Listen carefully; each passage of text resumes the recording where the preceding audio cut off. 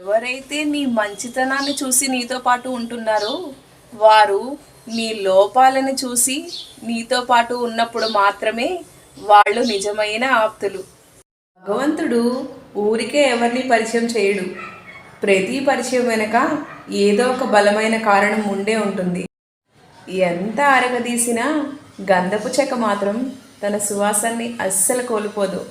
అలాగే ధైర్యవంతుడు ఎంత కష్టం వచ్చినా కూడా తన ధైర్యాన్ని అస్సలు కోల్పో.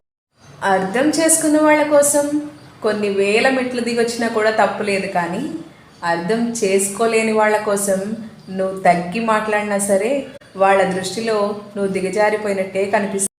ఒకరిని నాశనం చేయాలనే దుర్బుద్ధితో ఉన్నవాడు చివరికి వాడే నాశనం అయిపోతాడు.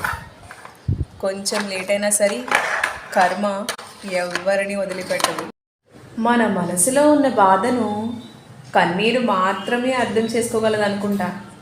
అందుకేనేమో మనసులో బాధ ఉన్నంత వరకు కన్నీళ్ళు మనని అస్సలు.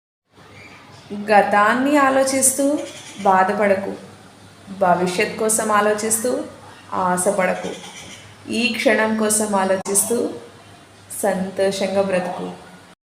మనం అందరికీ నచ్చాలి అనుకుంటే మరో జన్మలో డబ్బుగా మాత్రమే ప్రేమ అనేది ఒక మహావృక్షం.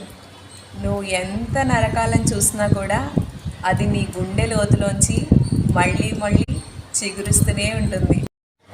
ఒక ఆడపిల్ల ఎంత గొప్పగా పెరిగినా కూడా తను అదృష్టవంతురాలా దురదృష్టవంతురాలా అని తెలిసేది మాత్రం తన పెళ్ళి